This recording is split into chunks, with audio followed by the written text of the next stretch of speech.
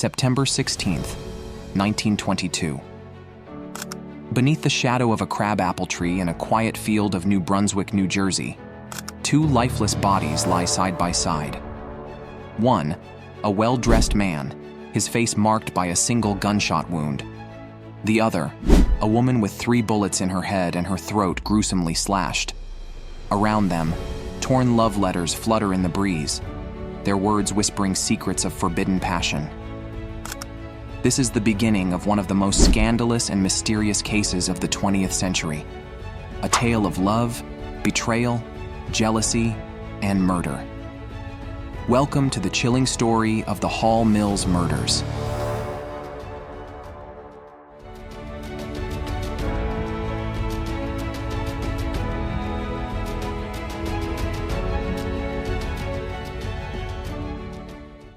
To understand the gravity of this crime, we must first meet the ill-fated couple, Reverend Edward Wheeler Hall and Eleanor Mills.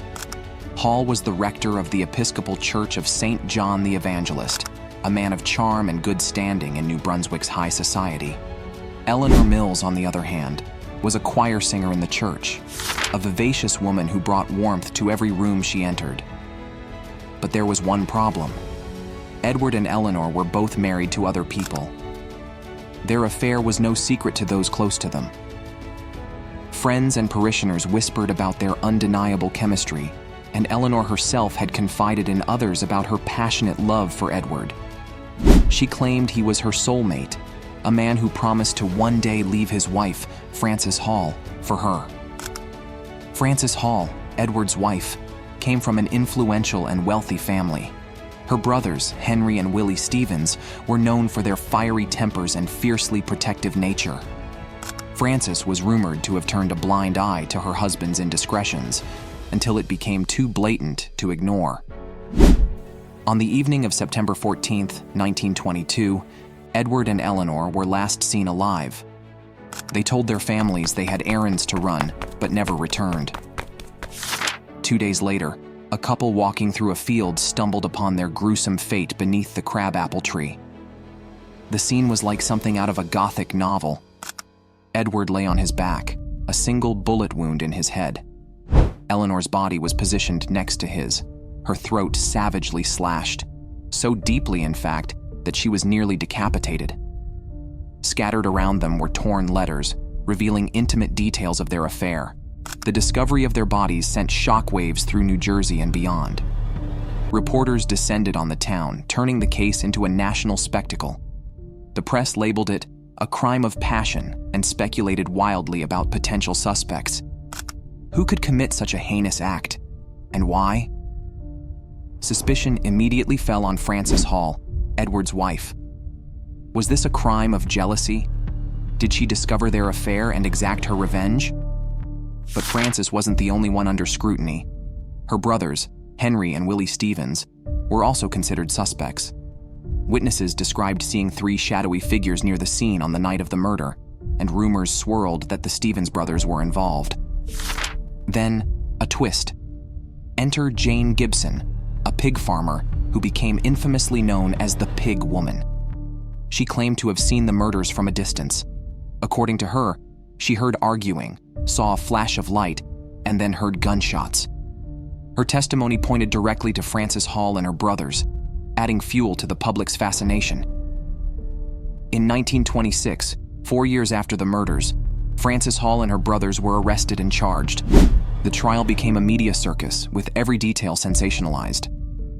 Frances, ever the picture of stoic grace, denied any involvement. The prosecution painted a picture of a jealous wife orchestrating a murder, while the defense discredited witnesses and highlighted the lack of concrete evidence. After weeks of testimony, the jury reached a verdict. Not guilty. Frances Hall and her brothers were acquitted, leaving the public stunned. If not them, then who? The lack of resolution only deepened the mystery. To this day, the Hall Mills murders remain unsolved. Was it a crime of passion committed by a betrayed wife? Or was it the work of another jealous party, someone who knew about their affair? The answers lie buried in time, shrouded by the fog of a bygone era. The Hall Mills murders stand as a haunting reminder of how love can sometimes lead to tragedy. A story of forbidden passion, betrayal, and a mystery that has kept the world guessing for over a century. August 4th, 1892. The small town of Fall River, Massachusetts, wakes to the horror of a crime so brutal it will become legend. Inside a modest Victorian house on 2nd Street, a wealthy businessman and his wife lie lifeless, bludgeoned to death in a frenzy that paints the walls with blood. The suspected killer? Their daughter, Lizzie Borden, a name that has since become synonymous with one of the most chilling nursery rhymes in history. Lizzie Borden took an axe and gave her mother 40 whacks. When she saw what she had done, she gave her father 41. But was Lizzie truly the one wielding the axe? Or was this tale of horror something far more sinister? This is the story of the Lizzie Borden case, a murder shrouded in mystery, betrayal, and unanswered questions. Lizzie Andrew Borden was born into a family of wealth but not luxury. Her father, Andrew Borden, was a man of extreme frugality despite his considerable fortune. Known for his stern demeanor, Andrew's unwillingness to enjoy his wealth led to tensions within the family. Lizzie's stepmother, Abby Borden, was a source of contention for the Borden sisters, Lizzie and Emma. They believed Abby married Andrew for his money and resented her for it. Inside the Borden home, a quiet war brewed, one fueled by mistrust, envy, and long-held grudges. August 4th began like any other summer day. Bridget Sullivan, the Borden family's maid, was cleaning the windows despite feeling ill. Andrew Borden left for his morning errands, and Abby remained upstairs tending to household chores. Lizzie, seemingly calm, claimed to have been in the barn looking for fishing sinkers. By late morning, the peaceful household would transform into a crime scene that shocked the nation. It was Bridget Sullivan who first heard Lizzie's panicked cries. "Someone has killed Father," Lizzie screamed. Andrew Borden's body was discovered on the living room couch, his face so badly bludgeoned it was unrecognizable. Upstairs, the body of Abby Borden lay in a pool of blood. Her head had been struck multiple times with a sharp weapon, her face and scalp brutally disfigured. The crime was not just murder, it was overkill. The local police arrived, unprepared for the horror awaiting them. The brutality of the murders suggested a crime of passion or deep-seated rage. Yet the scene held peculiar clues, or rather the lack of them. No bloody footprints led away from the bodies, no clear sign of a break-in. Suspicion quickly turned inward. Lizzie Borden, with her peculiar behavior, became the prime suspect. Lizzie's testimony raised eyebrows. She claimed she was in the barn when the murders occurred, but her story changed multiple times under questioning. First, she said she heard nothing. Then, she recalled faint noises. And then, there was the matter of the dress.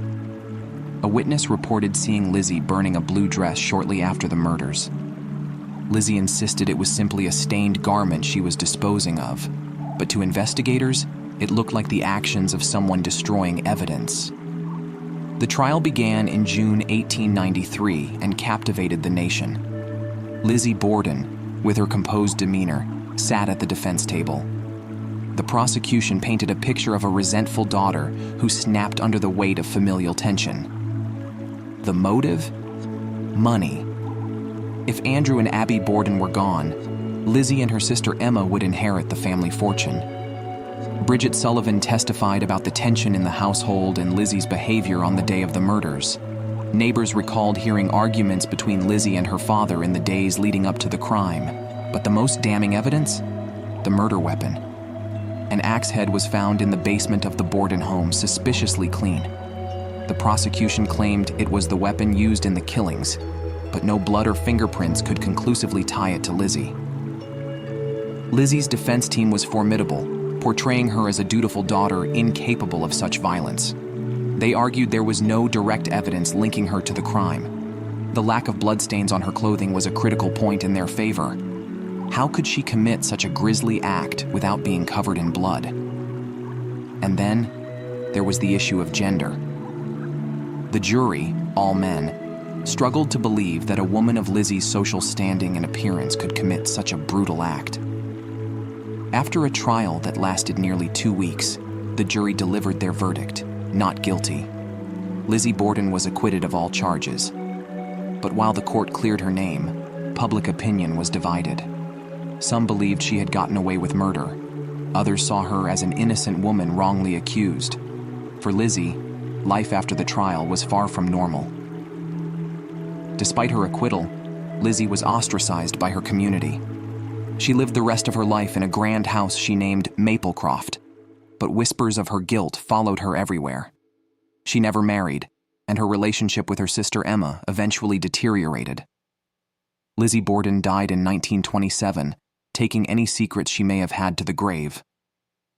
Today, the Borden House is a tourist attraction, where visitors can stay overnight, if they dare. The Lizzie Borden case remains one of America's most enduring mysteries. I hope you enjoyed this video. If you want to see more true crime stories like this, don't forget to subscribe to our channel. Thanks for watching, and see you in the next video.